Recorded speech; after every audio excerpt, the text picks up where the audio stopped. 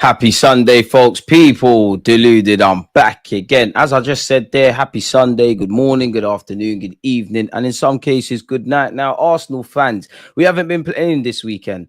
I don't know how you lot feel. I'll always miss watching us, but at the same time, I think we needed a break. You know, the good and maybe the bad news is we go again on Tuesday, but I think we needed a break, man. We needed to just enjoy life, let alone football. On the topic of life, new month, new blessings, folks. Do smash the like button. Big up you lot on Twitch.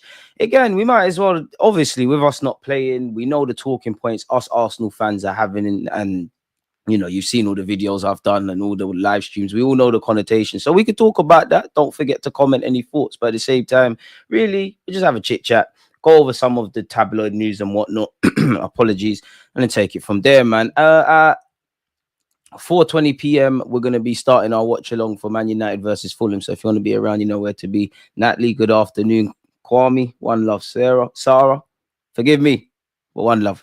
I'd be sick to see Martinelli go, but we must move forward. He was definitely giving his good run. Keith, shout out to you as well. I don't believe it, if I'm completely honest. You know, anything can happen in football, as you know, but I'm not even meaning this to get on to Martinelli, but who's really going to be flooding with offers? Because Arsenal aren't, every player's got a price, and obviously, you know, for whatever reason, they could want to sell him, but you know, your form and all of that kind of stuff, you're not really screaming out anything. So no one's going to probably be prepared to overpay for you. We probably, in theory, would make a profit because we signed him for 6 million. I'm not being funny, but there's so many players that need to come into this club, let alone brought into this football club before we consider Martinelli. He's trusted by the gaffer, Mikel Arteta. At a very minimum, he can be part of the squad, which I believe is his role on the bench, you know, until you get back to 2022, 23 or find some sort of medium, because at the end of the day, you know, I like we all love Martinelli. You know, you can tell he's a nice lad, listens to the manager, does what he wants to do, heart's in the right place, all of that kind of stuff. But at the end of the day, you need to get goals, man. And yes, I do think there's deeper conversation away from Martinelli to be said for another season where there's still a lot of question marks in that on that left hand side. Apologies, which there's also good questions. You know, Lewis Skelly has come on the scene. Is he gonna become what some fans are saying is the next Ashley Cole? I think we should urge caution and just let the lad keep doing his thing. But there's rumors of that, whether he's going to be in midfield is another thing. But that's a good question. Calafiori defensively, a hazard to say it not the nice way, got in the midfield and final third a lot better. I believe in him. I'm not going to sit here and lie. I am starting to believe what a lot of you lot were saying, that his future might be as a centre half. But then I caveat that by saying, if you're struggling to defend or be talked about positively defensively from a, you know, at fullback or at left back, what would be said centrally? But then, you know, you've got all of those. Like, there's just so many questions on that left hand side. The left hand side, obviously, we've had Granit Xhaka. He's obviously left. You've then had Declan Rice at this moment. We tried with Kai Havertz, 3 very different players. Martinelli's there, and the thing with Martinelli is, for me, it's just goals and assists, bro. Decision making, 100% decision making, and those fine margins, but it's goals and assists, because Martinelli, he might not be amazing to some, but for me, he does 2/3 of the right thing. He'll know when to make the run, when to play it short. It's once you get into that goal scoring area, or that area where you need to get your head up, find a pass, or put the ball in the back of the net, is he struggling with. Now, I do think all attackers, away from their individual things at this football club, I do think all of our attackers, even the ones we don't rate, there's a bit of an external tax I think you have to throw on them. And what I mean by that is, you can't say as a fan on one hand, you're questioning how the manager, you know, open play, breaking down low blocks. That's not stuff that should be weaknesses of a creative side, right? These are creative players. These are players that, in theory, are meant to get goals and assists. And really, since Mikel Arteta has put us in that conversation to win the league, it's more been about the system. Of course, Saka, you can't deny him, he's doing what he's doing, but it's more what the fullbacks do defensively and off the ball for this one and that one, and the relationship with the inverted fullback, etc. Now, if you get an offer, why not? But we need to be bringing people into this club. For me, if it was up to me, ironically, Martinelli, Trossard, they both jump on the bench. I hear it, you know. Trossard hasn't signed the deal. There might be no better opportunity than to make a profit on a 30-year-old and all of that kind of stuff. Put that into the transfer budget. But we're talking about incomings, and we're not sure about incomings. How can we let people go before we can bring people in? Of course you can, but that's just another thing to consider. And I'm not being funny. For me, like, I know they laugh at us for being next season FC and all that kind of stuff, but I'd like to hope, make sure you're smashing the like button, that this is a positive place. I'm not screaming next season for next season's sake, but it's clearly evident. It's not become evident. It's evident. The Premier League, you can do, it's mathematically impossible. Any Arsenal fan with their head screwed on, that's a write-off. Forget it. We'd love Liverpool to bottle that. Who wouldn't? But I don't even know. Like, did you forget that? Yeah, forget all of that. So it is next season. We've got PSV on Tuesday. Of course, naturally, you hope you win the whole competition, let alone that game. But that's a challenge in itself. The cups, the domestic cups, we know we're out of it. So it is talking about kind of next season in that regard. And in an ideal world, if we're just talking about winning the league for well, trying to win the league, I wish I could have said that, trying to win the league for a fourth time, don't we just need players that are ready right now? Trossard's calm on the bench, you know. When Trossard was getting his initial praise by a lot of us Arsenal fans, I'm not being disrespectful to Trossard, but it was, you're coming off the bench and making the difference. Trossard, Kai Havertz, because if Martinelli, whatever we talk about, they're not going to go in it. Like, if offers are made, that's a different discussion. Slap them on the bench, upgrade, the squad becomes bigger, and we've got these guys. Saliba rejects contract if he has ambitions. You let allow me, man. We'll get into the Saliba Real Madrid thing. I've said it before. It's Real Madrid, innit? If you know anything about football or not know about football, if Real Madrid comes calling, whether you sign for them and it works out or not, you go. Can't begrudge Saliba for Real Madrid. Can't begrudge them if they want Saliba. We know he's great. Don't think he's, of the 3 years he's really been in Arsenal's first team. On one hand, I do think fans are harsh. I think Gabriel Magalhaes has carried the whole team for many parts of this season, let alone his defensive partner, Saliba. But I just feel since Saliba's become, because he's been here longer than 3 years, but in the last 3 years we fought for the title, he's come and he's starting week in, week out. I do feel this is his kind of lowest season. But I also, and I think there's plenty of questions where I think Saliba could have done better in moments and this, that, and the other. But I do think as fans, that's just because first season, what he showed, last year, what he showed, what we come to expect. I do think he kind of dies by those expectations. And of course, he's young. It's Real Madrid on one hand, and then you've got all the French lads there. You've got Camavinga, Tchouameni, Mbappe, probably missing out one. A next one will join. It's a World Cup year. Forgive me if I'm wrong, next year. Next summer, what he's contracted until 2027. So if we just fast forward 1 year, going into this summer, if this season was exactly the same, to say Saliba's deal, this is the last pivotal summer, I'd be scared. I've made peace with the fact Saliba's going to go in it. Like, it's sooner rather than later. You hope you achieve things, put yourself in history here, give us some great moments in Real Madrid, as I said. Now, in an ideal world, we all know if we sell Saliba, that should be for something crazy. Arsenal tax, because we're not the best of sellers, but that should be something crazy. I don't know what they gave Camavinga, what they gave Rennes for Camavinga. I don't know. I'm pretty sure it was 100 odd million from Monaco for Tchouameni. I could be wrong. I don't know what Dortmund got for Bellingham, but we should be getting something decent there. Whether we will is another thing. I know with Gabriel, you know what? I'd rather lose Gabriel Magalhaes in a sense than Saliba because he's younger and whatnot. But if Saliba was gonna if Real Madrid wanted both of them, for example, I think right now it would harm us a lot more losing Gabriel Magalhaes because he's led us. But yeah, man, I just hope we achieve something with Saliba. But I can't begrudge the players. If the wavy players in our team, I'm not saying they haven't had a part to play in this or to urge panic for the summer, but they've been sold the dream as much as us. Now they've got to take responsibility because we can talk about what Arteta's done, good or bad, all day. We could talk about Kroenkes all day. At the end of the day, whether the players are being crippled by what the gaffer's doing, they're the ones playing. So they have to share a point in this failure. But they've been sold the dream as well. For the last 2 years going into this, they've been sold the dream. Slightly, Declan Rice has been sold the dream because he's been here 2 minutes. And in January, he sat there and said, I'm sure the manager is going to bring in players in January. That's how you know Declan Rice hasn't been at Arsenal long. Because we've had January periods where we wouldn't sign people. And I mean, let's not talk about January, innit? I don't know, man. Hit the likes, please, people. Power the chat. Come on, man. Smash the like button. 170 million for Saliba. No one's paying that. We should be getting a change, man. Obviously, there's many factors when it comes to the transfer stuff. Like, it's all fun and games, us Arsenal fans sitting here and saying, this one needs to go, that one needs to go. But the players have got to want to leave. Think about if you're moving to a job, whether just because you want Zinni to go, don't mean he's going to go if the deal in his mind, financially, family-wise, ethos around the team makes sense. It's not gonna happen. And I'm like, Zinchenko's a curious case because he defo has to, he's probably gonna leave. I think we all believe that, right? But what if, and I'm not saying he thinks like this, what if he says, I believe I can contribute to this side. I believe I can get that inverted role back. Tierney's gone.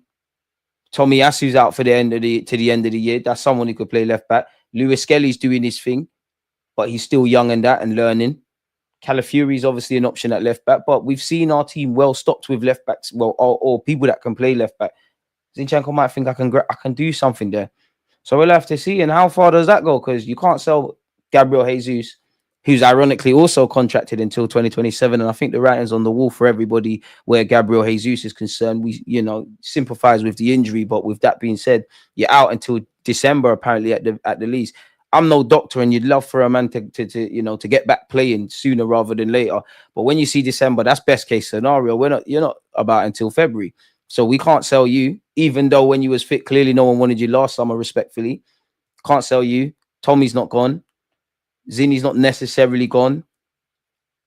Who else is there? You know what? We do too much chatting about that, but you should be able to get decent fees. This is why we need a good sporting director, very good one, especially where obviously Arsenal fans, we could talk about any of the last 3 years and say we could have won this, should have done that. I would have loved for us to win one Premier League trophy, let alone if it was as white and black as that. We could be talking about 3 peats of our own and really taking advantage of this present moment, regardless of City falling off or when City were, a great side, which they still are, regardless of Liverpool nicking a Premier League, and that's doing it injustice. They've walked the league, essentially.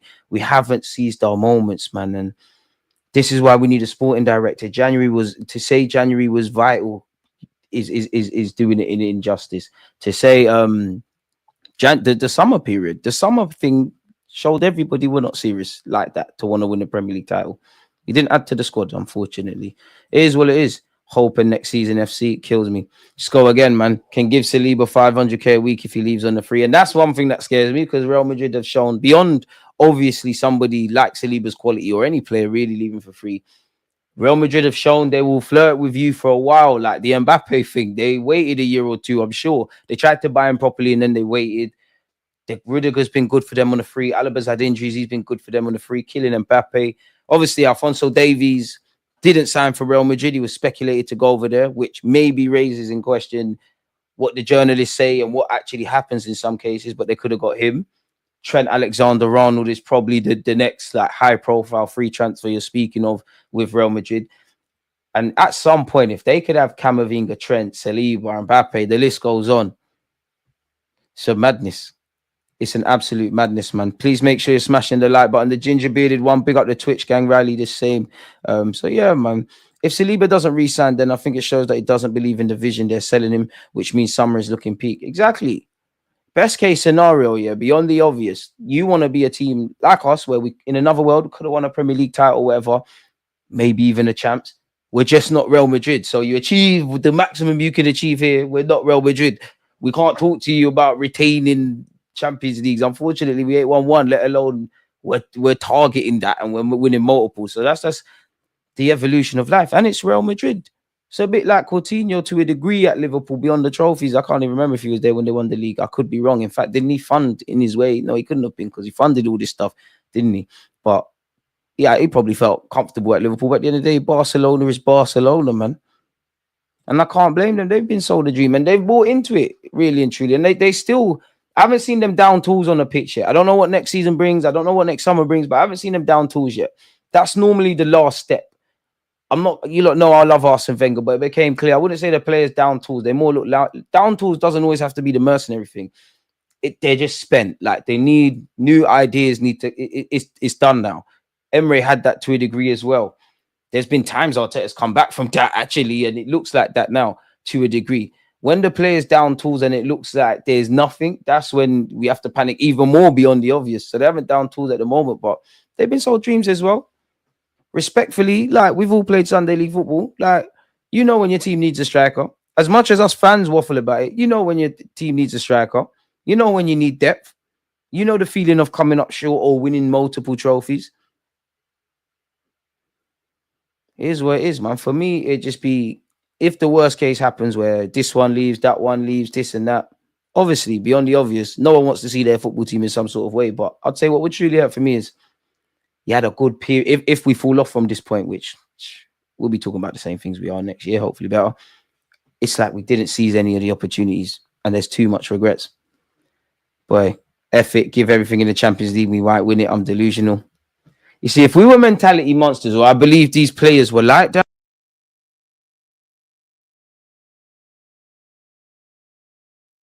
Seems like I'm muted. Apologies there, people. What's going on here, Mike? Let's go back over here.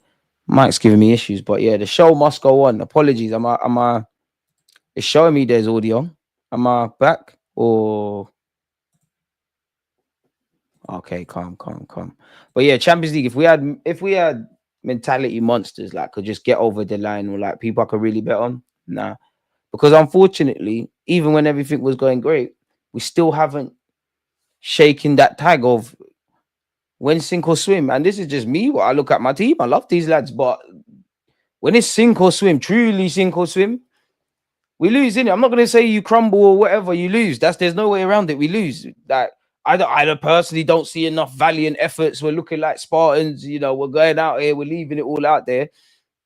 I think it's on brand with what we saw Newcastle away, West Ham at home recently. What's the other loss we had this season as well? See, I'm already erasing them out of my mind. What, Newcastle, West Ham, Bournemouth, with red card or not? I don't think we go out like that enough. I don't think it's a valiant effort. I think it's the existing and all of that part. You get where I'm going, man. Yeah, you're good. Isaac has that rocket launcher shot. In my opinion, Arsenal is closer to winning the Prem title than the champs. Yeah. Maybe not so much this year. We ain't got a leg to stand on when we say that we're 13 points. More of our own, well, it is all of us our own doing, which it's got nothing to do with Liverpool. Yeah. Because the Champions League, I need them monsters, bro. It's just moments and monsters, man. It's just moments and monsters.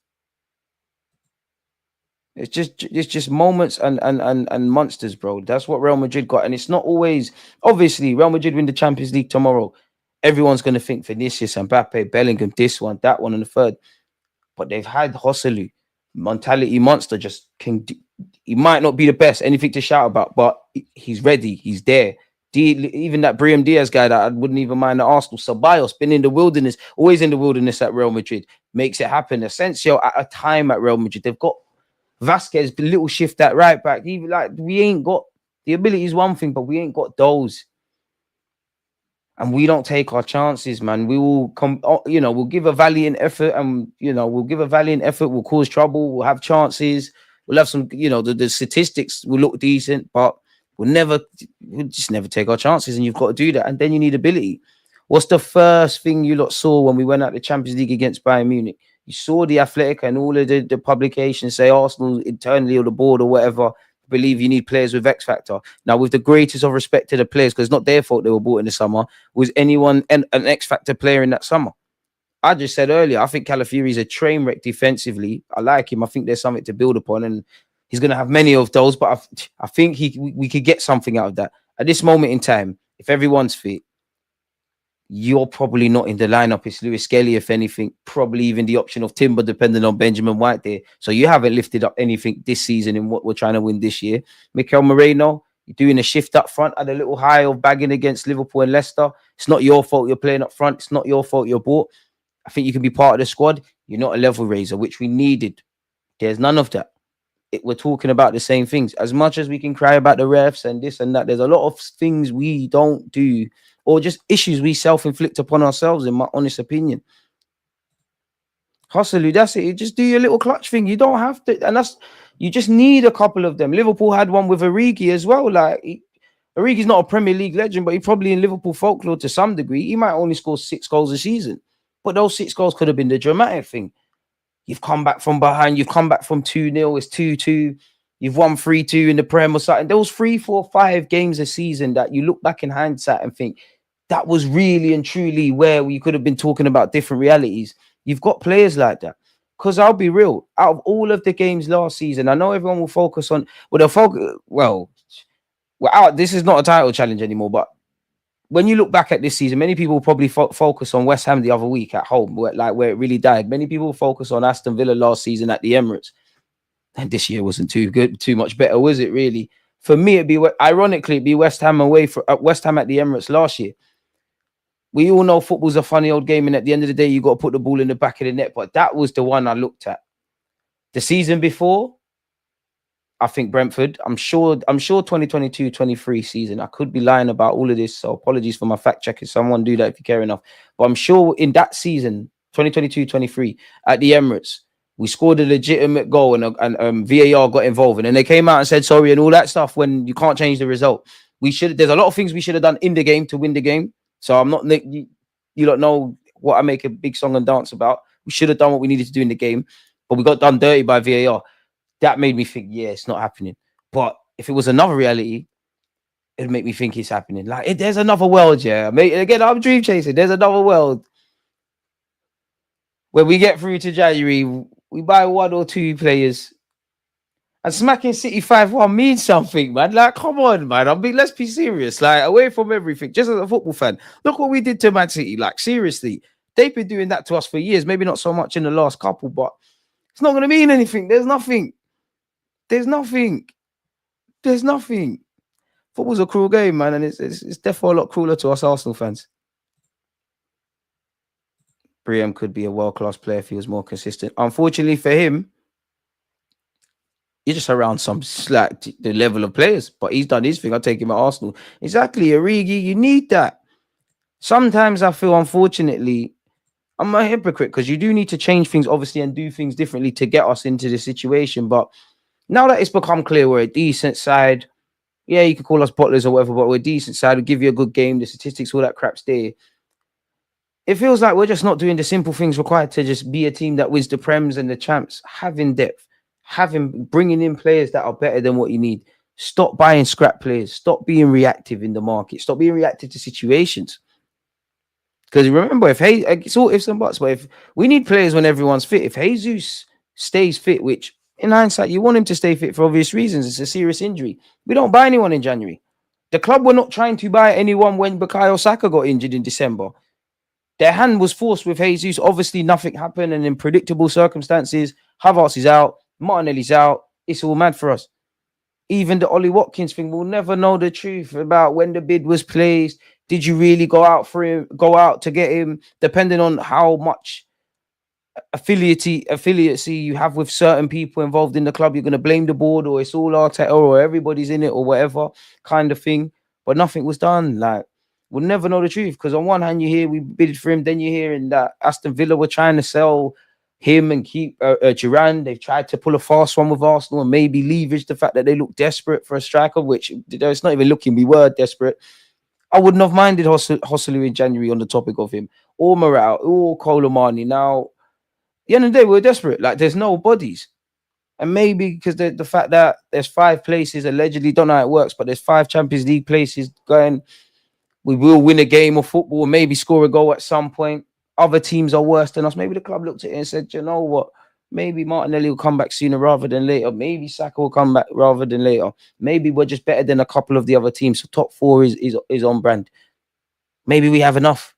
Maybe they done the romantic Disney thing where, you know what, nobody's giving us a chance. We're feeling sorry for ourselves with the ref and with the market and the fans, maybe not believing on us. Maybe Marino can deliver up front and all of this jazz.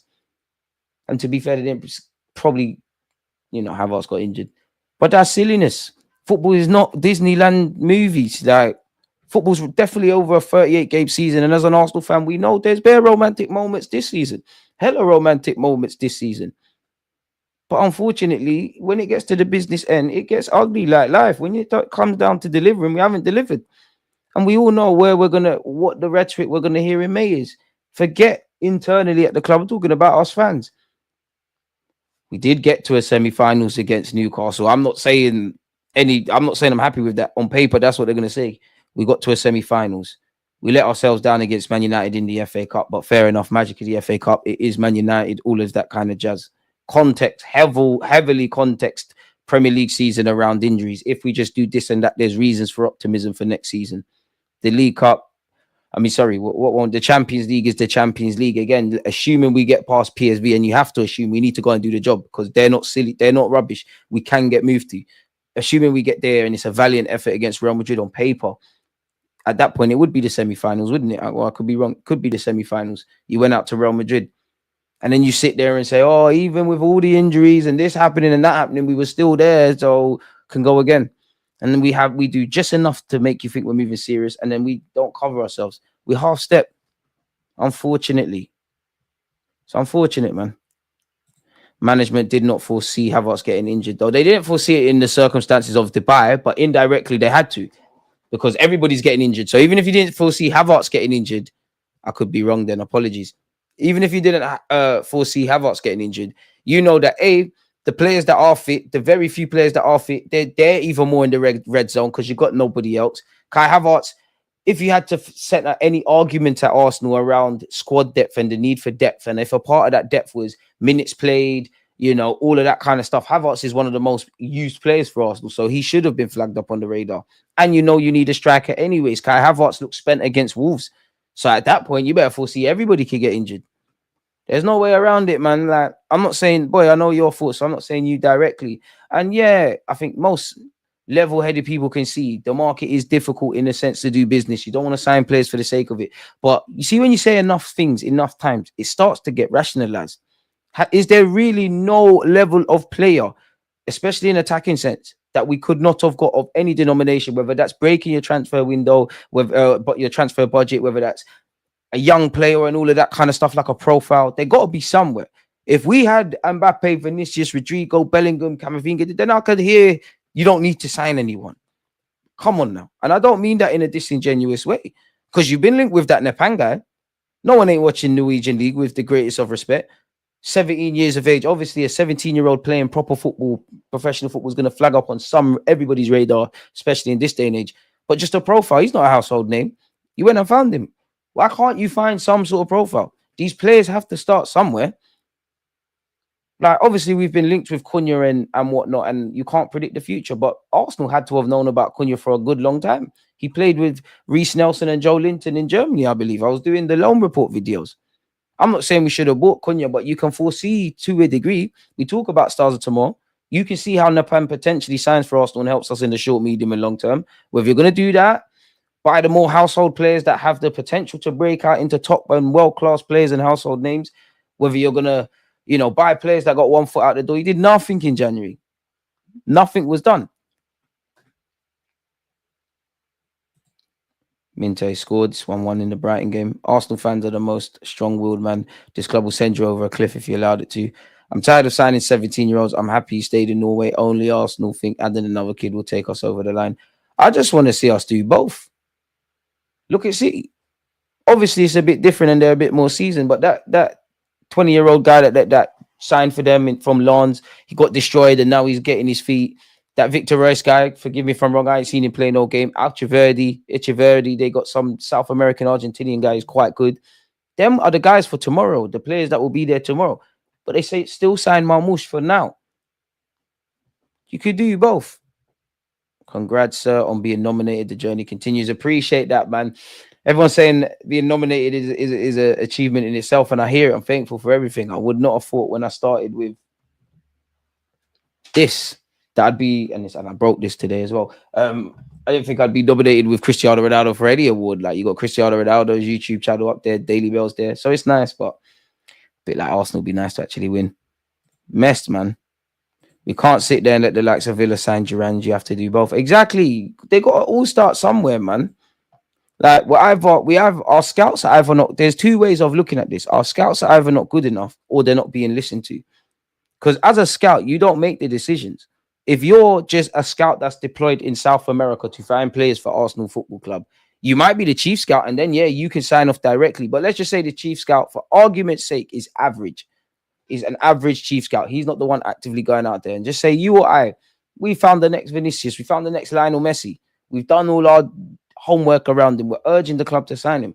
See if the club don't follow through with your advice. There's nothing you can do now. So it's either the scouts are not there or the scouts are not being listened to.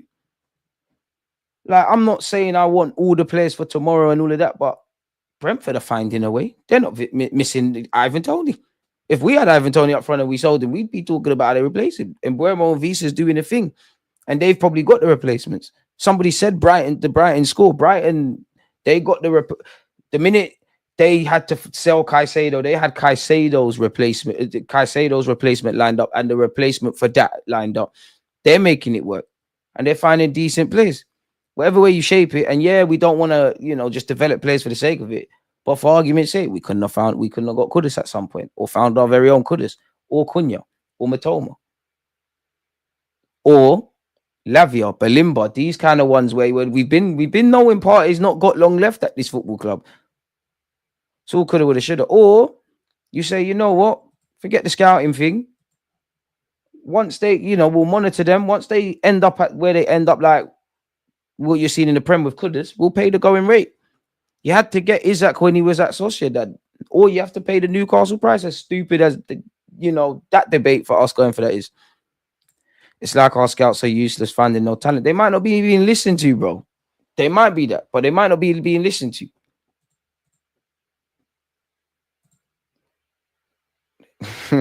I hear it, Dave, bud. I hear it, bud. I hear it.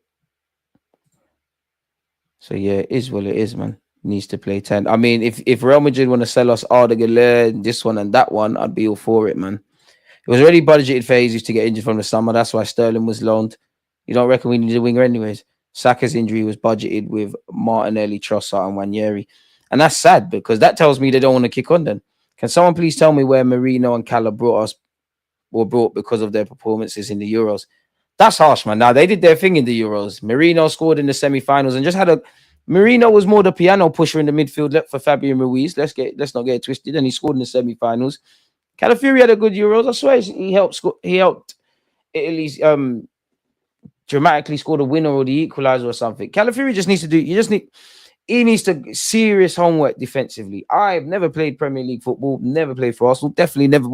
I'm not a full international. Like Calafiori is a professional footballer, but you got a lot to learn. Now, I'm not saying he's going to be the best thing since sliced bread, but Calafiori's the same age Gabriel Magalhaes joined Arsenal, and now he's 27 and.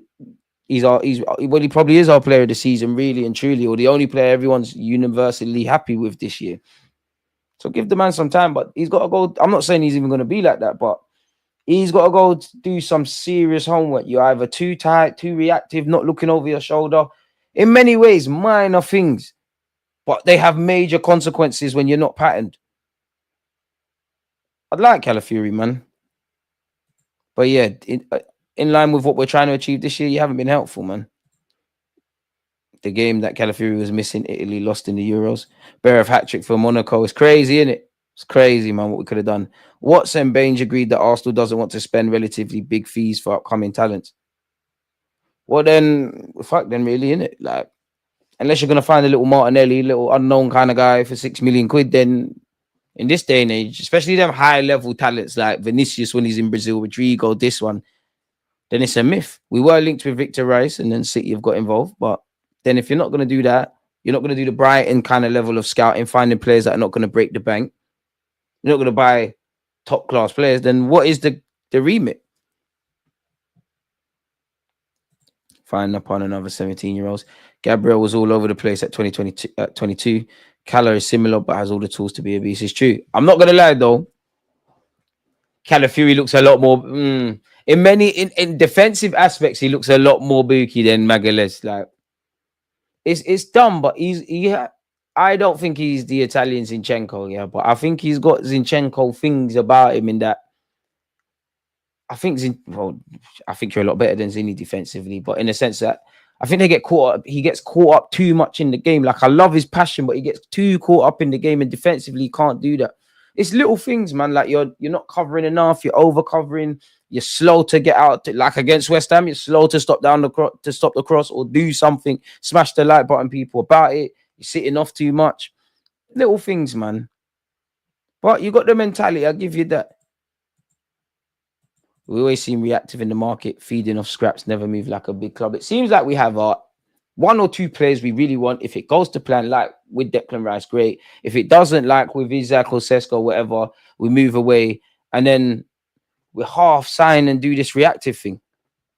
The only time in recent years I've been happy with our transfer market, and I was still, obviously I sound like a spoiled kid, but I was still somewhat underwhelmed, would be the year Rice, ironically, Havertz, Timber, and Raya. I might be lying. I swear they all came in.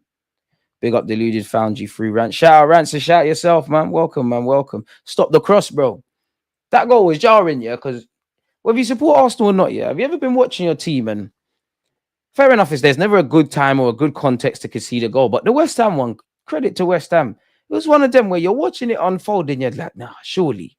Calafiori, major suspect, but bare people involved. Like, surely someone's going to do something about this. Like, you're watching every moment and you're like, no, really? Really? And I think that's with a lot of goals we've conceded this season. I think I felt like that. And I know we're up there defensively, but I have said and it's not just our defense, it's a whole team's outlook. Maybe it ties into the motivation and where we were and whatnot, but I just think we really wanted to keep clean sheets. We really wanted to live and breathe every tackle. And I haven't seen that this season. I've obviously seen us play well defensively or some level, but yeah, man. Keller looks very comfy with the ball in the opponent's box. Mervs, that's the funniest thing. If a man's a defender, what we saying about this? I see the chat preparing for the cross in the box. Arsenal is becoming like Tottenham. Actually, sad to see from the outside. A ladder. We could never be like Spurs. Where the whole reason North London is completely relevant, and we do win trophies when they land. If they'll land in the next 10 or whatever years, I don't know, but we'll do this. Let's not act like my manager didn't lift the FA Cup, retire, and then also help his team as a manager lift the FA Cup, all before Spurs did anything of significance. Now that's with my heart, and I felt a bit attacked there. It is looking mad. Both teams are bottlers, unfortunately. Like we do, but our bottling is different. But we're having bottling wars. Our bottling is very different. But you gotta keep it real, man. Like, unfortunately, lads, I love you lot. I try to fight you lot's case when they say you don't crumble and whatever. But I'm only saying it because I love you lot. I do think you do that. Like, I want to be proven wrong. We've never been that team that consistently dominates. And there's a whole nother dream world where Arsenal have won 3 Premier Leagues on the spin, you know. Maybe even picked up a couple of trophies, like getting to the final with this one. But that's a dream. I have to live in reality, man. Shut up, man. I said at least you're self-aware. Allow me, man. I know my club, unfortunately. I mean, in football anyways, unless you're going to do the City thing, potentially Newcastle with their owners, potentially Chelsea if they get things right, no one's going to do a madness like what City have done. And I've never expected that. But 1-2 trophy here and there, 1-2 things here and there, like aspire for that. Great. There's no reason, whatever way I shape it, there's no reason in the last 3 years that I can accept why we haven't won 1 Prem. 2 and 3, that's all different things. But 1, footballing gods don't bless us, so we know we have to be perfect. Because there's some teams, I'm not going to lie, they win the league like how we could have won it or should have won it in 2022-23. They definitely win last season. Last season was one of, in many aspects, and I was moaning about the same things, and I don't think we're the best in the world, but there were certain elements I felt were quite close to perfection. With mainly centered around mentality and how we was reacting in certain moments. But they've ruined it, man. Spurs should be a bigger Spurs than Spurs, but Spurs never got the backing. And that's the scary. I'm not gonna lie, if Levy, which I don't see anytime soon, if he ever sells it to some rich dons, it can get dark. Look what City have done to United. They probably never looked over their shoulder. I'm not saying that will happen, and we can't go out like that. But yeah, DJ, I think it'll be a 2-horse race next season, City and Liverpool. I hear it, man. But we just need to get our act together, man. Because when you deep it, we haven't been in a race, bro. Like we have, we have obviously, and we can't run away from that. But this ain't been no race. We ain't been good from the start. How many years of Liverpool, weeks of Liverpool led it? And yeah, you could caveat that and say in 2022-23, Arsenal were like 200 odd days, but that we wasn't like. Look how far behind we are against Liverpool. We've smoked ourselves for no reason.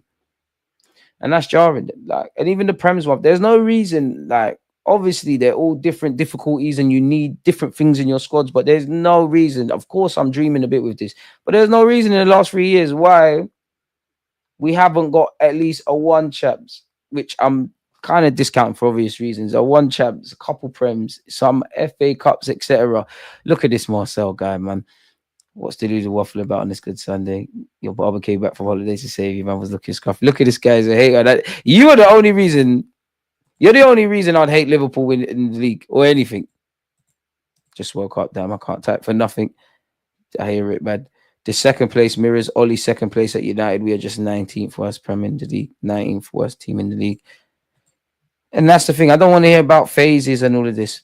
Arteta's done some well, but like, bro, you need to deliver. And what I don't like is the gaslighting for some Arsenal fans for suggesting why we shouldn't have won a Premier League title. We should just accept that we were rubbish and back-to-back 8th and all of these things and whatnot. And I can be thankful for that. But you can't tell me on one hand how good the team is and you're moving serious and you want to win titles. And we all know what was said in May by all of them that took that microphone. And winning it's one thing, the intention's another. For what you told me and me to how it's gone this year, which we hope the footballing gods bless us in the Champions League, I don't think it's unfair for fans to say, like, what's going on? In the same way, if those words came true and they delivered, give you all the praise in the world. It's mad because if Arteta did win the Prem this year, I mean the champs, you need a statue for doing that. Slap the P45 at Arteta's head top, get yourself a proper coach, and you got something there. I mean, the Cronkies are not going anywhere, innit? We're not going to pour mad money at things, so we need to win within these contexts. And I can't say that another manager wouldn't have delivered the Prem either this year or last year in particular. But we're not going to get that gone. Like, I think it's become clear that we get rid of Arteta, we're not going to have a manager, like, we're not going to, the next manager isn't going to be back for sustained success to get us into what City have done, etc. But they have to work within the contexts, and you can't say another coach wouldn't have got some trophies. Like, we're at best, we're a competent, well-coached side. You can praise all of that stuff, but it's about getting over the line now. DG, before you know, it'll be 30 years without a Prem. We're close, bro. We're close, man. DG, what do you think? Partey 1-year deal extension or not? He's probably gone, man. With his form, I wouldn't mind it. I don't know for the alleged. Yeah, not going to talk too much on that. That's probably why. But on footballing terms, why not, man? DG, people seem to think we'll beat PSV. Arteta's record in cups is abysmal. Where does this confidence come from? I don't know. We need to be humble. It's a tough game. It's a tough game. Of course, I'd rather get through to the next round. Who wouldn't? But we've lost to teams that we should be beating in Europe before. City dropped off and they replenished the squad in Jan. Arsenal started the season with a thin squad, had key players injured and did absolutely nothing. Big up DG. You think Arteta's coaching is conditioning these men to fall away in February/March going forward? The patterns are there now. I guess that, I mean, if I looked into it, there'd be something. I just think we crumble at the same period by design. By now, the boys are spent. Like, you got to remember, there's no coincidence. There's been injuries all the time this season, but there's no coincidence where Arsenal have got these injuries or where they started. Beyond the obvious ones, once you get to November to January, this is the business end. Champions League is here. League Cup games, you're playing 3 times in 10 days. A couple of these players already started in a way on the back foot anyways, because they were playing in European competition and they've been playing week in, week out for years before. So by the time you get there, you're gassed out. And players are also, these players that are fit on paper, and we've obviously watched them play, they're playing with injuries. So if we're not going to have the depth, then whatever you need to do in terms of rehab, you need to do what you did last season in a sense. We couldn't predict Timber's injury. That happened. Tomiyasu and Thomas Partey, it is what it is. That man are injured all the time. Other than that, everyone was fit. No 2 seasons are the same, but the only difference is we have not won the Prem. Is there anything we did in terms of recovery last year that we didn't do this year? And even that, I could be making this all up, but didn't we go to Dubai? The very fact of us going to Dubai, it weren't like this year. This year, we've gone out the FA Cup. So which we could have been having even more conversations than this. We went out the FA Cup. So by default, we had a couple of days off. By default, that's why.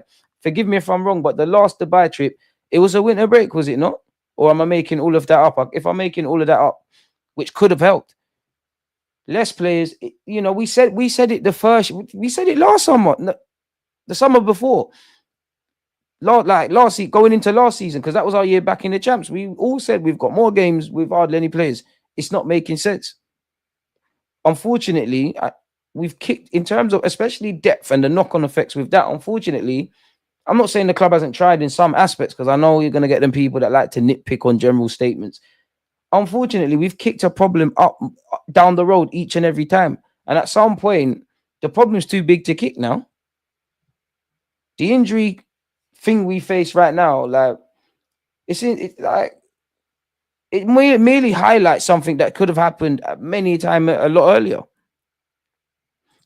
Hey, chill, man. Big up Tomiyasu, but you lot know me. I'll fight Tomiyasu's case, but bro, you've played 6 minutes this season, We'll learn so much about this crop of players next season. How do they respond to true failure? They bust case the last 2 years, but it's sink or swim time now. The fans are ready to turn on them. I hear you in that sense. But sink or swim was this year, man. It was all of this should have been done last summer. Any conversations they say should have been done last summer. Last summer.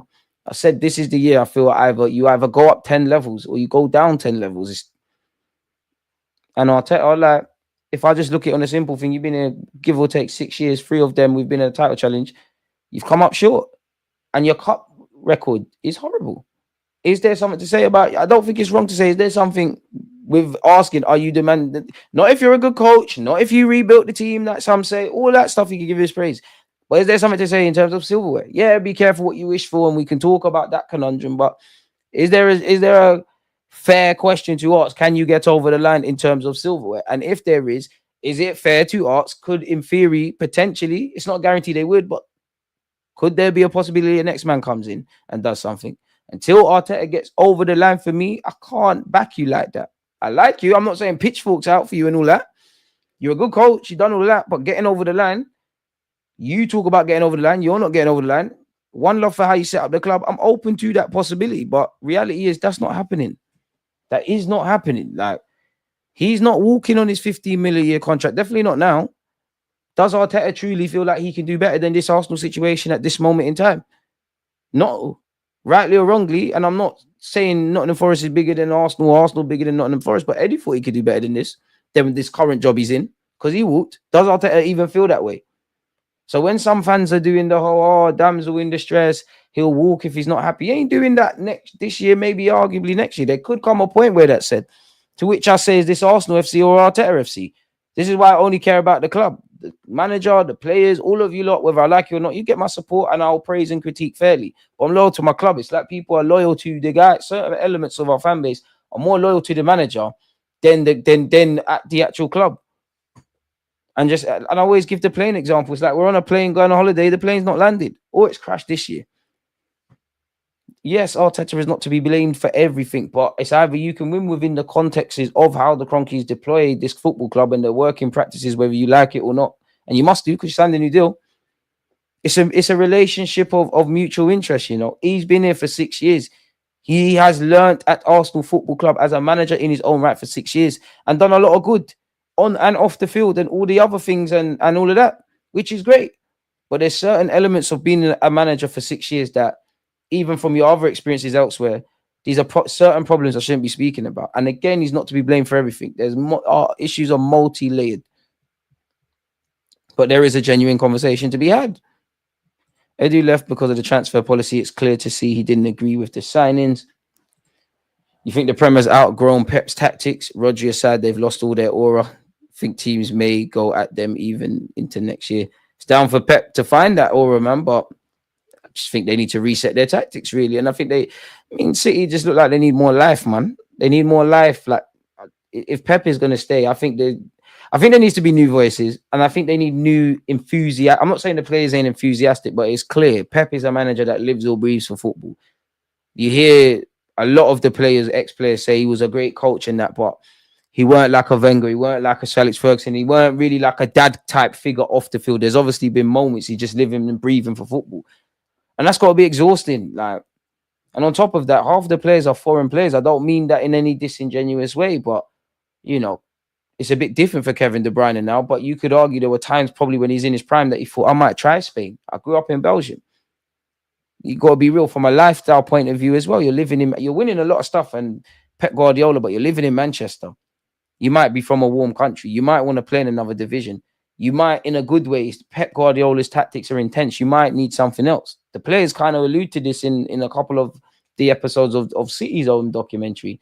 They probably just need new players ready to learn and things. And there's clearly, from a tactical point of view, in terms of winning stuff now, they've obviously got great players, but there's a bit of an imbalance. The Gundowans, the Kevins, Stones, the old guard, they look a bit spent. Pep's just playing Football Manager anyways, man. They'll be back. This is an anomaly of a season for them. City players achieved everything and are burnt out the same way Liverpool was with Klopp. Sometimes you just need fresh ideas, which again, I'm not against, because Arteta's been here 6 years. Not all of these players have been here forever, but the majority. 3 years we've been trying to win the title. Now, of course, in an ideal world, yes, you want your manager and all your players to go and do that part. It's not always that simple. So I'm just saying that is I'm not saying sack Arteta and do all of this.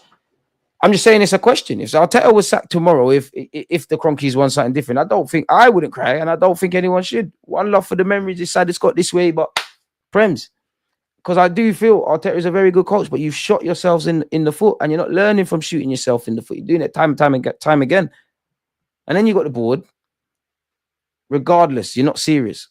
Because if we had, there's certain other clubs, they would just say, you know what, Arteta here, what we're signing a striker, or in the summer, you're not getting Marino. He's a good player. You can get him working with a limited budget. The money needs to be done. We need to do something else. We need a David Dean type figure, but we're not going to do that.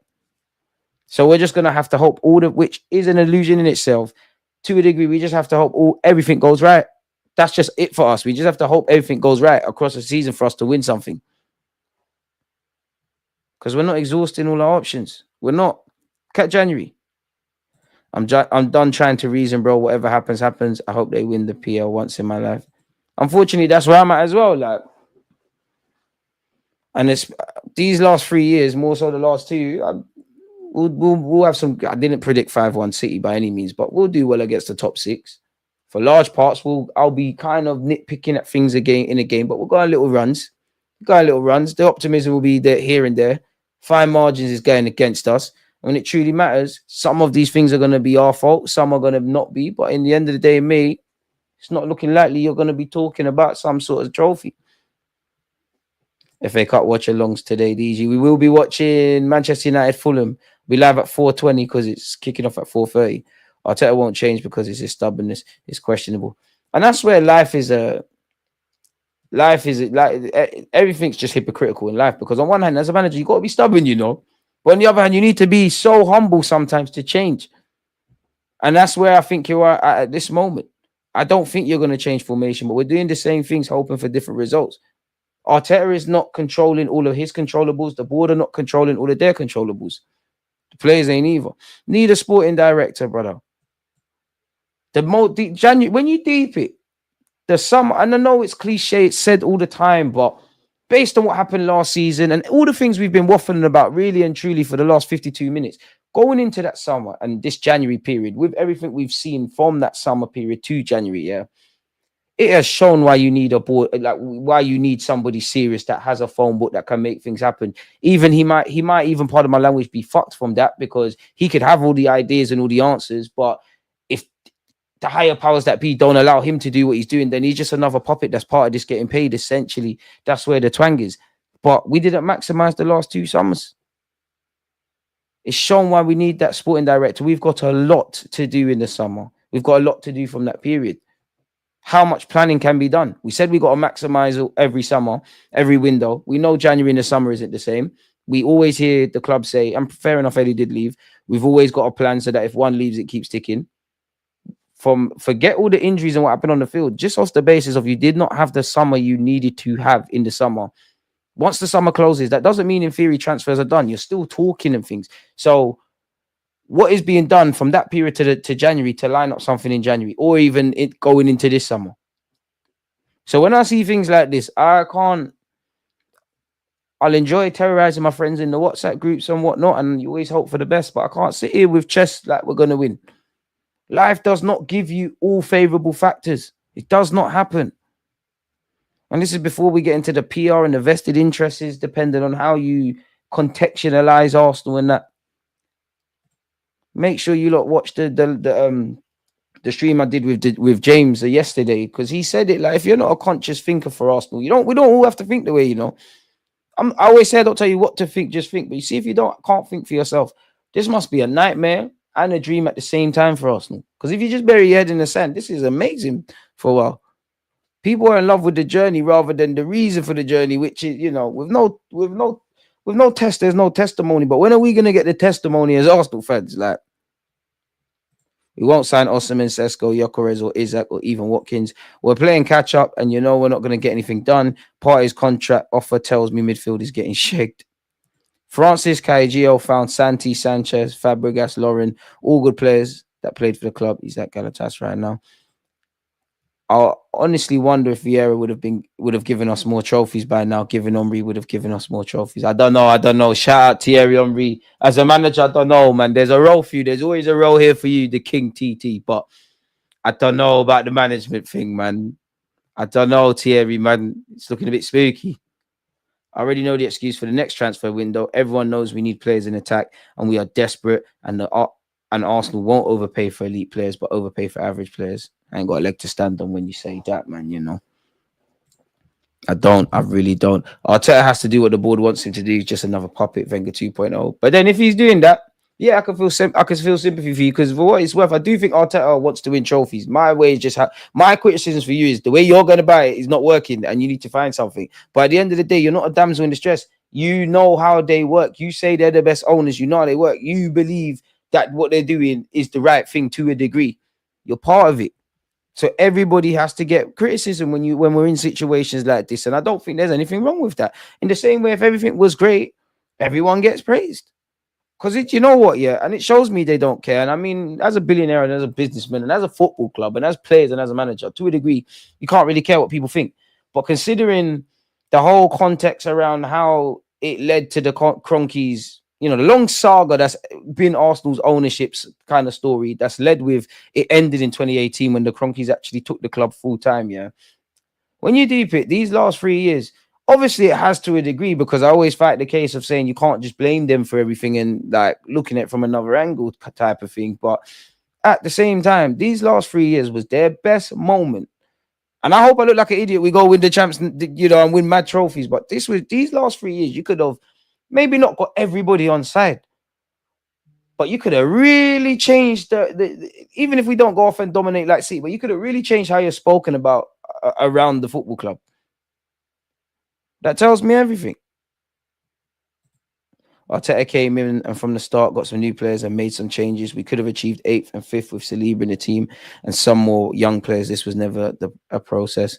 I hear you, but I'm past that point. I'm more at the point now, yeah, like we're here now. We've shown in the last 3 years, really the last 2, including now, even though it hasn't banged up, we're here. All the good, all the bad, we're in this present moment. What are we doing with it? You're not trying to get us to win this. You're not trying to do this. You're not trying to do this. Why are you not behaving like this? What's going on? Because whatever we have to say, we're at this point. It's 3 years in a row, second. What do you want to do about this?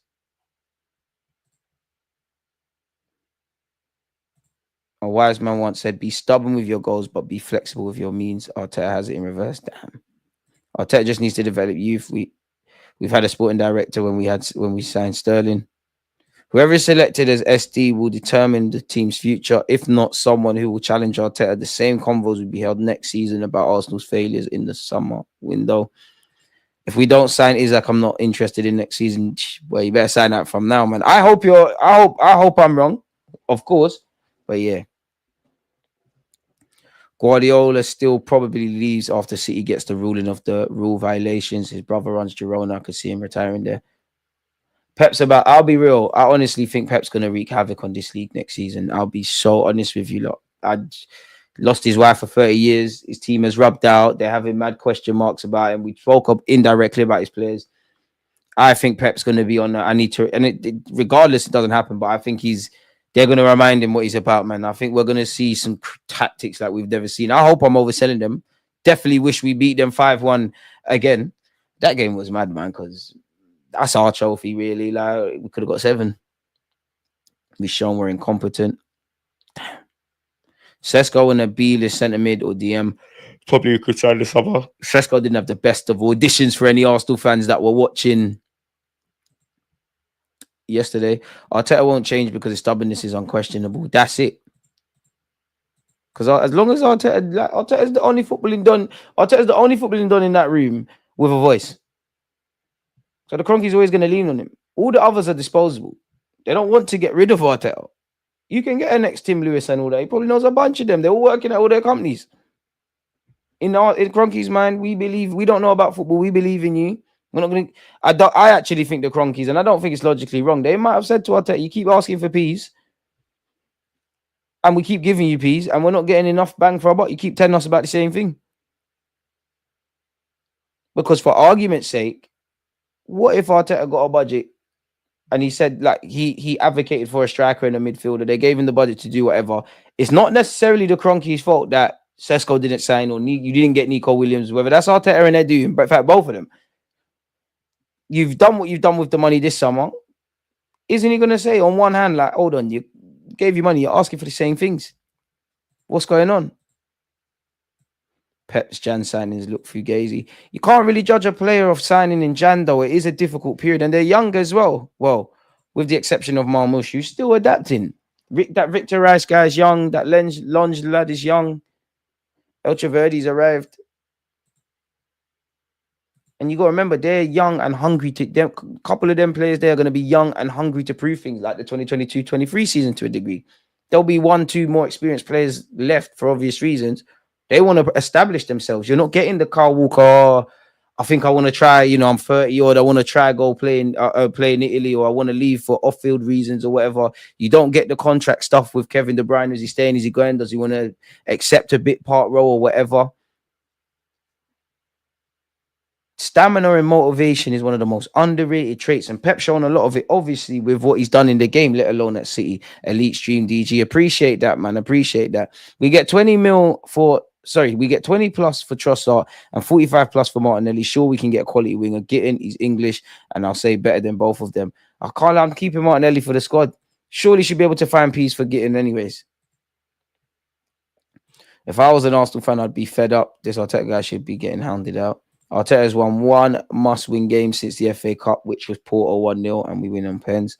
How much money do we have to spend to get the squad we want? The squad I want is going to need a lot more than the budget we've got in an ideal one. I don't know, man. Is it a fair guesstimate to say, well, you never know with Arsenal, but if I give the club the benefit of the doubt, 200 odd million kind of region, maybe the upper end, maybe the lower end, probably less on the upper end, depending on outgoings, depending on if you get these signings and it's not a we tried thing. I know we're not getting Isaac, but David Ornstein always says that we're onto it. So does that mean we have a budget potentially from 50 to 100 odd million, dependent on the caliber of a player for a striker? But when you look at what we're doing in the market, and we might not sign players of this, and you got to be flexible, I guess. Where you look at the players that we have a credited interest in, like Sesko, Zubamendi. Who else, man? There's that Garcia goalkeeper. Half of them seem to have a release clause. So is it a fact of we're targeting them because they got a release clause and they're easier to get? Or if their release clause is 50 million, we know 50 million is an acceptable fee. We propose that we'll pay a bit more than that over a longer period of time. Because that's why that would have to, you never know, but surely that would have to be how Arsenal signed Nico Williams. Because the release clause has to be paid in one go, surely, all up front. Then he's on like 200 to 30 odd grand a week. That's got to be put into this accounting year. I hate the fact that this has become a talking point in football, but it is logical. And that's before you speak about all the other stuff that let's just say us fans would do. You can't trim the squad after a summer major tourney. Injuries are due. Hindsight's a bitch, really, isn't it? Pardon my French. This is why I need a sporting director as soon as possible. Our requirement in general is a joke. If Arteta developed more academy grads, it wouldn't matter that we are slow in the market. Hey, you really wanted to get more players in it. I'll see you remix that. Same said it's bare times on certain streams. The buy trip did more harm than good this year. Probably should have just taken some time off and rested those 10 days. Whole thing felt rushed this time around. I agree. We all thought they were going to struggle, but they have quality players better than what Arteta started with. At the point, Arteta, you're getting you've got a lot of power. You've done a lot of good. You're not getting over the line. I don't think it's questionable for people to want you gone. I can see why people want him to stay. I can understand why people want you gone. I don't think you got a leg to stand on, really. Yeah, you're a good manager, but at some point you got to try something else. Apparently, Arsenal would rather spend on proven talents. Explains most of the 750 going down the drain. Boy, it is what it is in that regards, man.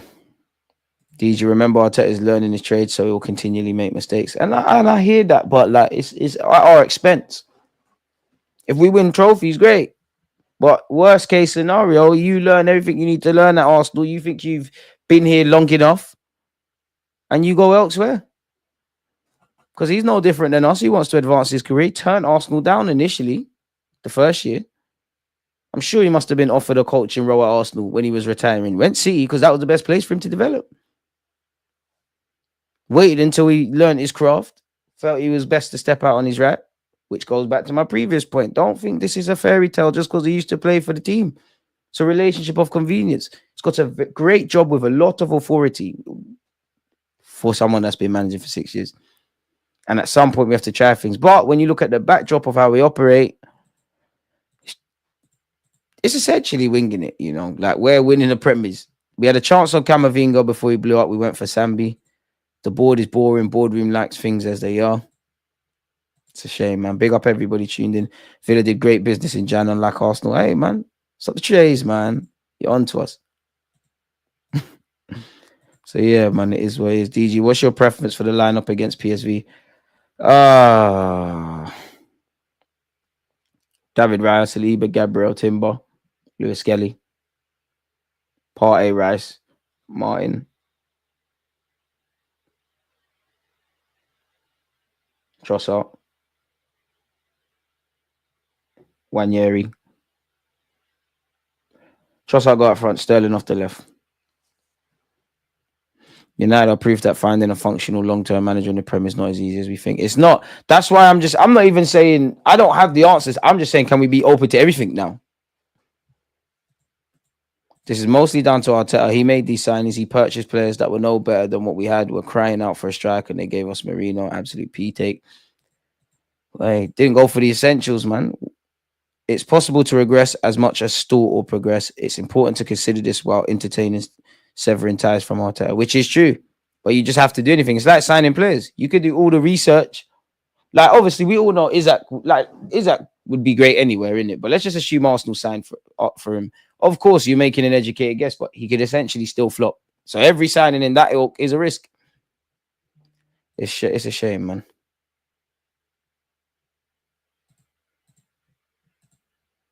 Yeah, Marley Salma made an important slide tackle against Man United. It's a shame we went out. It's a shame we lost to Man United in another cup competition. But we've got them. Yeah, we got them next week. We need to shut them up because these lot do this. DG, we know football don't work like that. Think other clubs are not going to come in bidding wars. We don't do those. Arteta spunk too much money on nonsense. 65 on Havertz, 30 on Marino, 35 on Vieira. You can argue all signings last 2 years don't start next season. Gyökeres is probably going to go United if Amarin stays on. We do. Frankie would be perfect, but then wages are mad. Dream chasing. I mean, we all want to be surprised, innit? But yeah. Arteta is not a puppet. He actually has too much power. Edu wanted Zubimendi and Gyökeres. Arteta pushed for Callot, Marino, and Sesko, and left Edu high and dry with no option bar Sterling. But from City, there are like 5 gem players coming out of the club, and out of all of them, we got Zini and Jesus. I mean, much more time and money. To be fair, Zini and Jesus, they did well. Jesus, I think your problems are different. You fell off for 6 months, and you've not got it back since. Zini's initial season, I saw why he was bought. It's just once it became clear that essentially you lot are not first names on the team sheet, you lot are squad players, we didn't adapt. We didn't move with the times. Yeah, Krozanov's decent, but he's a young man. He's going to have to learn. DJ, it's all on the Cronkies. They turned us into a banter club with that whole Usmanov ordeal. They have responsibility to do everything to win the Prem. No, they're going to do it in their image, man. That's what I think. That's why I'm kind of dejected, if I'm honest. It is Arteta's thinking that guides everything. If he couldn't have Sesko or Isaac this summer, he would have nothing. That was his decision. No one else's. Same with Jan. Boy, it is what it is. Does any of that blame fall on Edu? Yeah, everything falls on Edu. Obviously, Edu probably just saw, you know what, it's going to get worse. I'm cutting. But everybody has to shoulder some blame. Nobody's hands are clean, man. So, yeah. Should we see what's going on in the tabloids? Apparently, the sporting directors to replace Edu at Arsenal have been discussed internally, David Ornstein said. You've got Jason Ito, who's apparently doing great things behind the scenes. You've got Dan Ashworth, ex-Man United. You've got Andre Alberto, who's at Atletico Madrid, or recently left better yet. You've got Alabi of Sociedad, and you've got Monaco's Brazilian Thiago Scuro. Who are we having? I do like what I've researched about Berta. I do like Alabi. Definitely not a novice manager. Arsenal should invest more in a good scouting network. Yeah, but then when the peak players come up, it's like what Chelsea doing. They're signing any wonder kid, and I think they announced one under the sun. But let's just say they wanted to do that. But then when these scouts are finding the players, they're not getting over the line, then it's all irrelevant. Alberta for me. Alabi or Alberta, or I keep calling him Alberta. Alabi or Berta for me would be out of the two. I'm not against the Monaco guy. Is what it is, man. Arteta is the architect of the squad. Any and all of the squad's deficiencies are on Arteta. I hear it. You would have seen Rosicky, while wasn't put on the list, apparently has said in relation to wanting the job if it arrives. So I have this strong bond with Arsenal and I have a strong bond with Sparta Prague. Those are the two clubs that I love football wise because I have a warm relationship with them. I'm honored by the fact that I'm even being considered by Arsenal's management, but I can say I don't have any offer to go to Arsenal. As I mentioned before, I'm aware that I'm on their radar or I figure in their considerations in some capacity, but I haven't received an offer, people. John Cross has said, I don't know. Again, we're not endorsing these guys. Arteta is determined to oversee a major shake-up with a big-name striker and winger on his list. Arteta is a huge admirer of Alexander Isak. We've heard that before. But Benjamin Sesko, who may be allowed to go for 55 million, is more realistic. So that's where we're going. Arsenal also want to spend big on other forward options and want a left winger with Nico Williams top of their list. But they're also admirers of Semenyo. Worst case scenario, and I just want to ask you like this. Obviously, from that, them names said we love Isaac and Williams, right? Apologies. Very unprofessional. But if we were to get Sesko and Semenyo, do you lot feel we win the league? Or we're stronger? I'm not even saying I don't even have an opinion, I'm just asking you lot. Because if Semenyo could become our next man, if Sesko becomes, does a salad thing, I don't know. Like sometimes I look at how Liverpool have done stuff and maybe you got to take a chance and then I start using my brain. Apparently, Arsenal do have scope to do big deals this summer, both in terms of PSR and spending power, but they might have to sell either Trossard or Martinelli, who have both been targets for the Saudi Pro League clubs to get all their business done. So we spoke about this at the beginning. You lot can continue to offer me your thoughts, but we spoke about this at the beginning. And again, John Cross, Romano, Ornstein, none of these guys actually work for Arsenal. But when you read between the lines, maybe they're being brief stuff. What is the big theme there? Forget the deeper, the question at surface level is, would you let Trossard go? Would you let Martinelli go? Are we being briefed on the sell to buy thing? Again, which they can't tell us about sell to buy. And they could argue it's crippled even more with Jesus' injury. All it takes is a sentence. Arsenal planned to sell Jesus prior to his injury. It sounds rational. Most people do that. Potentially Tommy the same. Why not take money from Saudi? Seems like the Saudi club's got more money than sense, and they don't seem to be buying our players. So, maybe they're not attractive offers, man. I don't know. I wouldn't begrudge Partey, Jorginho, or Trossard if at their stage in their career they thought about that. Real Madrid are planning to make a move to sign Saliba in 2026. His contract at Arsenal runs out in 2027. Graham Bailey said Arsenal already in a contract for William Saliba that, if accepted, will put him on par with the club's highest earners. Well deserved. They will look to open talks in the coming months with a view to getting a deal over the line before the start of next season. Newcastle will only accept offers in excess of 100 million euros for Alexander Isak. Arsenal's attacking transfer shortlist this summer includes Sporting's Victor Gyökeres, Wolves' Cunha, and Samu of Porto. They're all going to be linked with us and lead tabloid talk, but really? Source from Spain is saying that. Really? Anyways, Sesko is likely to leave RB Leipzig this summer if they fail to qualify for the Champions League. Arsenal and Chelsea are both interested in the 21-year-old striker. Apparently, Arsenal hold a concrete interest in Joshua Kimmich and have held talks with the player in recent days. Kimmich is hesitant to renew his contract with Bayern Munich due to two offers from other clubs on the table, one of which is from a Premier League team, says Sky Germany. Arsenal have concrete interest in signing Joshua Kimmich, with a deal to sign Martin Zubimendi from Real Sociedad understood to be close as well. Now, the Metro is saying that, really, you're not going to sign Joshua Kimmich and Zubimendi and the conundrum of Declan Rice. You never know. Is Declan Rice going to start playing centre-half? Probably not. Kimmich, are you going to... Arteta played Partey right back. You could be the perfect player for him.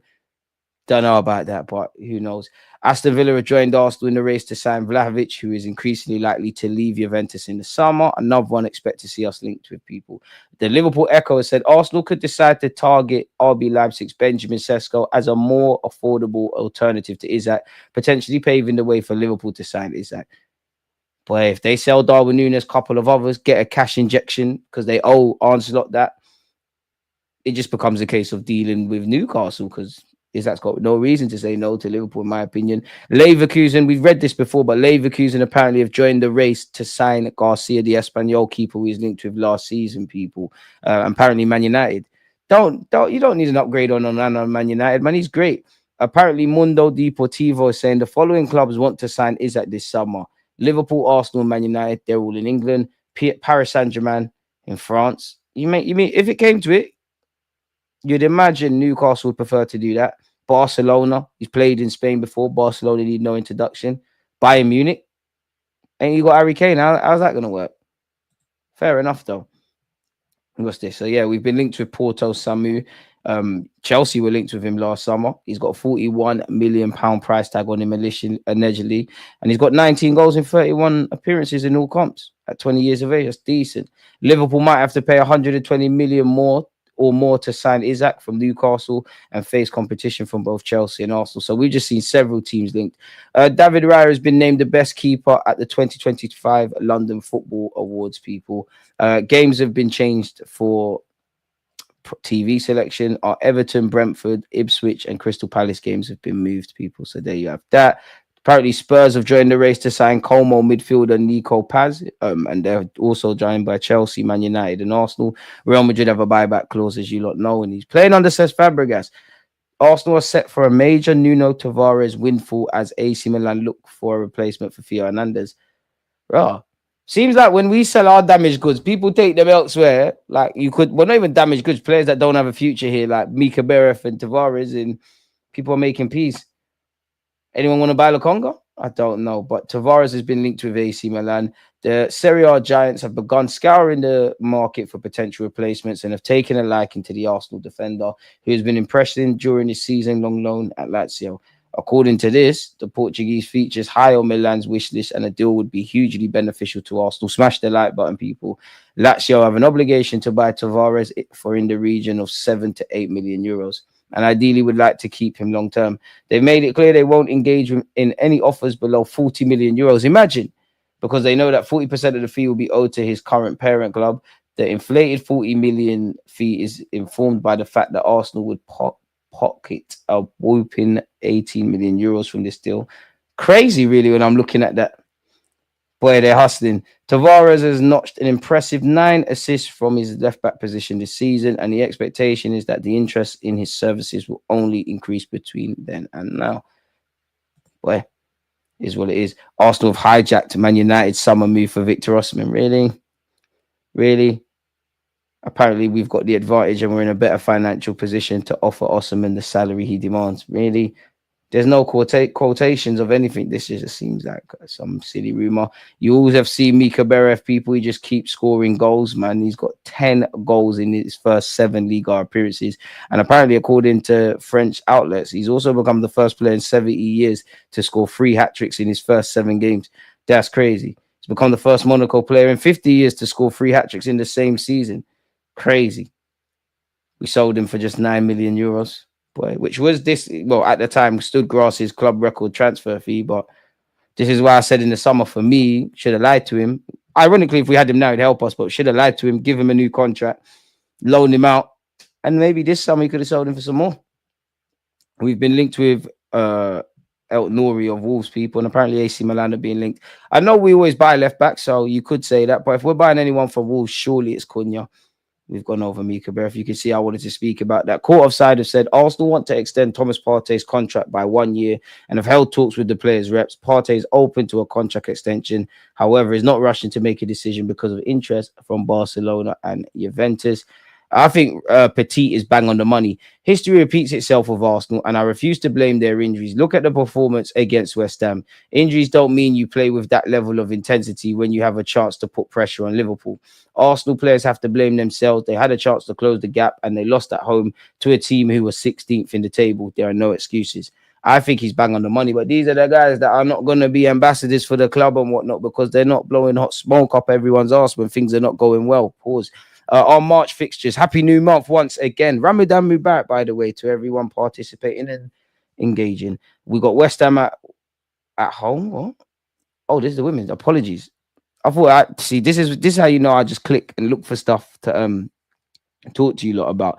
I literally just click open tab and then we're done. But yeah, our ladies, we might as well read it. The 2nd of March, playing at 5:30 against West Ham. Then they got Liverpool at home in March, the 9th, 2:30. Then they got Everton away on the 14th of March. Then they got Real Madrid. Oh, could that be a positive omen on the 18th of March? Liverpool at home on the 22nd of March. Real Madrid at the Emirates on the 26th. Crystal Palace on the 30th. Nice to see they're using the stadium to put the light on the game, innit? but that does mean more bums on seats potentially buying stuff. And I know some people are not happy about that. Petit has also spoken again and said, I haven't spoken to Pat Rice, but some of my former teammates have been laughing about it, claiming he had died. Oh, that's okay. Less of that. I was tricked by a few players a couple of months ago and I believed them. It was my mistake for not checking up on what they said. I'm so grateful he's still there. I apologized on TV. He knows that I love him and what we achieved together as a team is still in my mind forever. We all make mistakes. That's just the danger of being on live TV. I'm very happy to be wrong. They done him dirty, you know. They done him dirty. Banter is something else. Florian Wirtz is at the center of a six-way fight for his 150 million signature this summer. Man United have joined Manchester City, Real Madrid, Barcelona, Bayern Munich, PSG in the race to sign him. I know a lot of us Arsenal fans will hope those rumours were centered around us. We've got some that are. Arsenal, Spurs, Napoli and AC Milan are all interested in a deal for Ferran Torres, and Barcelona have set a 33 million asking price. Easy to link him with us. Arsenal considering a move to sign Atletico Madrid's defensive midfielder Pablo Barrios. Shout their academy. I don't think he's going to leave anytime soon. The Sunday Express is saying Premier League clubs have been given a significant advantage in the race to sign Ademola Lookman this summer, as Atalanta are more inclined to sell abroad. So we'll have to see what happens there, people. Don't forget, we'll be watching Fulham Manchester United in actually just under 50 minutes, people. We're doing a watch along for that. So yeah, don't forget to join me for that. Let me go back to the comments. I've always liked Mika, but 3 hat tricks, fam. I got serious questions about that Uber Eats league, fam. He weren't even doing that at Studgrass. It's true. But at the same time, he's done it, innit? Whatever way you look at it, he's done it. 117. Yo, man. Surely it would be a buy one, get one free offer. 18 million for Tavares. That sounds lovely. Just put it. It's what it is. Osman wants Saudi. Can't blame him, man. Get what you can in your career. Nelly hasn't offered us anything since last season. The situation is nothing new to us. We've been doing this for years. Make top 4, then we start to regress. Same old story. People are saying Kimmich and Zubamendi will replace Partey and Jorginho. If only, right? I wouldn't put it past Arteta to play Kimmich in a 10, but it's time he start buying what he needs. I'm with that. If we sell Trossard and Martinelli, it weakens our attack. Williams, I believe, is going to Barcelona, DG. I'm happy we go nowhere near Sesko, as I don't think he adds very much. We need to look at a minimum of 2 players who come straight into our starting 11. Facts. Whoever they are, wherever they are, it needs to be done, man. And I've gone past the point of names more than, as you don't know, more than happy to speak about names and whatnot, but I just want the players in. Then maybe we can factor that in, but I just want the players signed, man. I've never seen the game move so fast in terms of copying winning tactics or copying the tactics that beat the current 10s. Even a small team exposes a weakness in a bigger club. Rosicky needs more experience. We can't be signing newbies, man. I hear it. You're not alone, man. You're not alone. So yeah, people, with that being said, we've been here for just short of 90 minutes. So I'm going to see you lot at 4:20. We're going to watch Manchester United against Fulham. I hope to see you all there. One love, man.